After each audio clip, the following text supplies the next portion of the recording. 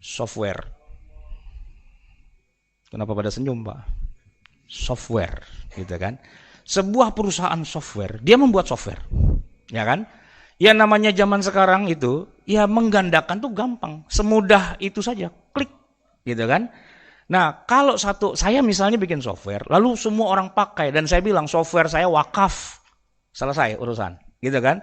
Tapi kalau saya bilang, oh enggak, saya bikin software tujuan saya adalah saya mau cari duit. Jadi saya jual software Anda kepada Anda dan sebagainya. Satu orang beli, tapi yang lain nggak beli, cuman yang satu beli ini kemudian mengcopy paste dalam bentuk zaman dulu CD, keping CD disebarin kemana-mana, gitu kan? Saya nangis Bombay, orang gue bikinnya capek-capek, semua orang pakai gratisan, bajakan bahasa kitanya, gitu kan? Wah itu sebenarnya kan sangat-sangat bertentangan dengan hukum syariat Islam sebenarnya. Nah oleh karena itu kemudian saya bikin proteksi, sistem protek.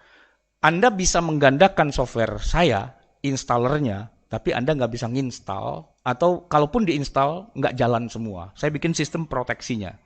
Pakai password, pakai apa, dan sebagainya. Tapi karena yang make itu lebih pintar dari saya, dia bisa, apa namanya itu? Nge-crack, gitu. Bisa di-crack, gitu kan. Dan crack-annya itu ditaruh di YouTube, gitu kan. Sehingga siapapun bisa, nggak usah beli softwarenya, tinggal download, di crack, selesai gitu. Pakai keygen tertentu bisa dibuka, gitu. Saya tanya, itu hukumnya halal apa haram? Jangan nanya ke saya, nanya ke hati nurani gitu loh. Hati nurani kita. Maksud saya begini, saya nggak ngomong apa-apa. Dulu saya mengatakan nggak apa-apa, karena yang bikin software udah kaya. Duitnya udah banyak, jadi kalaupun saya ngejebol, nge-crack satu biji, nggak berasa lah, berasa ngupil doang sama dia, gitu kan. Tapi kemudian saya menjadi penulis, dan ketika saya tahu buku saya beredar di mana-mana, ternyata tuh fotokopian, kesal juga saya gitu loh. Padahal dulu saya tukang fotokopi buku orang, gitu kan. Jadi kalau kita nggak ada di situ, kita nggak merasakan, Pak, ya kan. Tapi begitu kita yang jadi korbannya, mikir juga, bener juga ya. Selama ini kan saya cuma mengatakan bahwa ya kalau buat kepentingan pendidikan, buat kepentingan pribadi dan sebagainya di fotokopi nggak apa-apa lah gitu kan. Tapi ternyata yang melakukannya adalah semua orang. Sehingga saya sebagai penulis saya malah nggak dapat apa-apa. Nggak dapat apa-apa itu padahal disitulah ada kekayaan yang sifatnya terpendam yang belum tereksplorasi. Begitu dieksplorasi, yang untung malah orang lain, kitanya malah nggak dapat apa-apa. Nah, urusan Anda bisa nyelip hukum sana, ya, bohongin hukum di sini dan sebagainya, tentu namanya maling pasti lebih pintar dari polisi, gitu kan. Saya tidak melihat dari sisi hukumnya, tapi saya melihat dari sisi pandangan syariat Islam. Ketika kita menggunakan kopian atau penggandaan yang ilegal, yang artinya tidak ada mengalir dana dari kita kepada yang sebenarnya itu lebih berhak, gitu. Nah dari situlah kemudian ya para ulama sedunia ketika melakukan kumpul rame-rame sedunia Islam, masalah ini kemudian terangkat gitu. Karena rata-rata mereka juga penulis, ya kan, yang bekerja sama dengan penerbit, di mana bukunya di mana-mana dibajak. Ya, seharusnya mereka dapat rezeki yang memang itu haknya dia, tapi karena dibajak, nggak ada aliran kepada dana itu kepada yang mualifnya itu, para penulisnya itu. Nah, ketika buku-buku Islam dibajak gitu ya, ya memang sih bisa aja dalihnya begini, katanya mau dakwah, masa bukunya dibajak marah gitu ya. Ya dakwahnya mah dakwah gitu. Cuman masalahnya ini buku bisa di-copy banyak, ini pakai modal. Ya kan? Nah, ketika pakai modal, tadi kan misalnya 50.000 kali 3.000 kan 150 juta misalnya gitu. Itu satu gudang bukunya nggak laku. Karena yang laku di pasaran adalah Buyung di Senen gitu kan. Tahu kenal Buyung kan, Senen itu kan. Biang bajakannya di situ kan. Nah, itu sama dia digandakan segitu banyak. Buku aslinya dari pemilik modal itu kagak laku, nongkrong di gudang, yang bajakannya beredar di mana-mana. Apakah itu nggak haram? Gitu. Nah, jadi jamaah sekalian dirahmati Allah, kita bisa saja bermain-main dengan logika kita. Ini kan buat ilmu, ini kan buat kepentingan agama dan sebagainya. Tapi jatuhnya ngebajak gitu. Nah, pembajakan ini kalau di Timur Tengah rata-rata sudah paham gitu, udah paham. Tapi kalau di Indonesia belum paham gitu ya, belum paham. Artinya Kiai ustadznya pun masih tukang ngebajak semua rata-rata. Antum ketika buka maktabah Syamilah, ya itu sih perpustakaan bahasa Arab, software gitu ya, online bisa di-download dan sebagainya.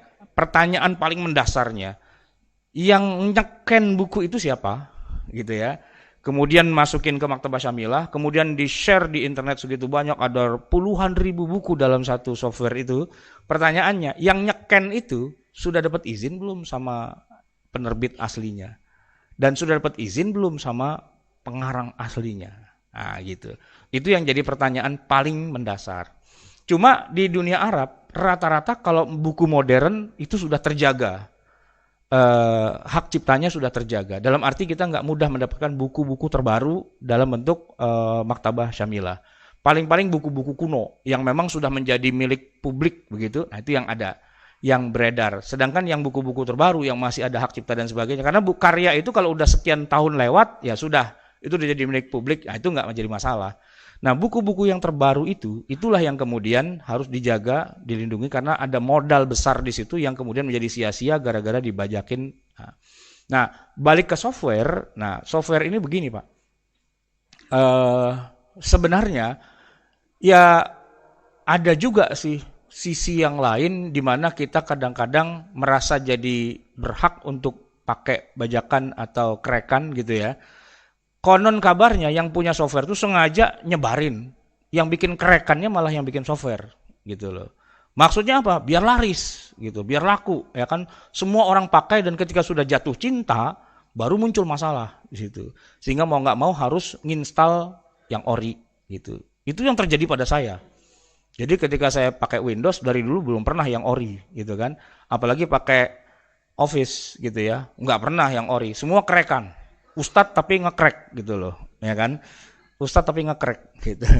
Tapi begitu kita perdalam lagi masalah ini, ternyata memang maslahat dan manfaatnya itu nggak seimbang. Maslahatnya ada, tapi madorotnya itu malah lebih besar. Sebutlah misalnya zaman dulu masih rame virus apa malware dan sebagainya. Kalau kita pakai krekan, nah itu udah jadi masalah besar. Ya, kalau mau aman, yang selalu ada updatean yang terbaru dan itu apa namanya legal, kita beli yang ori, nggak seberapa harganya, tapi kemudian jauh lebih aman, lebih lancar dan lebih stabil gitu ya. Maka akhirnya saya belilah Windows 10 ini ori, lumayan sih 3 jutaan gitu ya.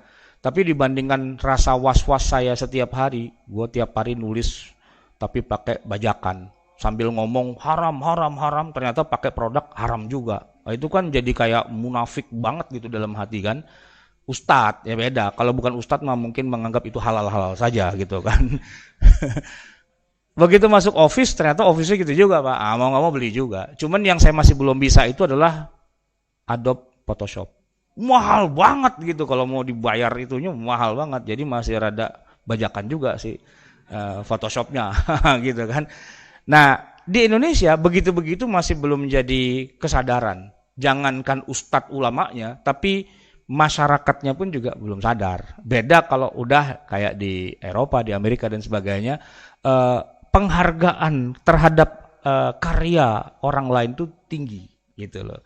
Nah, penghargaan terhadap karya orang tinggi sehingga orang ya kalau mau pakai ya dia memang rela, ya gue bayar deh royaltinya sekian, bayar aja, kenapa? Ya kan toh berbagi rezeki juga pada dasarnya begitu. Nah ini kajian seperti ini Pak adalah fikih kontemporer. Antum kalau nanya ustadz-ustadz yang biasa-biasa saja pasti bilang nggak apa-apa, bajak aja, nggak apa-apa, hajar aja gitu. Toh yang punya Yahudi ini kesannya kalau yang punya Yahudi itu jadi boleh dirampok gitu loh Pak tuh. Ya kan, yang punya tuh orang kafir boleh dirampok gitu. Nah itu nggak benar juga. Karena apa? Karena nggak mentang-mentang dia musuh agama Islam, nggak mentang-mentang beda akidah, lantas halal darahnya, halal hartanya, halal semuanya, enggak juga. Muslim yang baik itu tidak seperti itu cara berpikirnya. Ya tetap dia orang kafir. Iya sih kafir, Yahudi, tengik emang gitu. Tapi bukan berarti kemudian hartanya boleh kita rampas semau kita.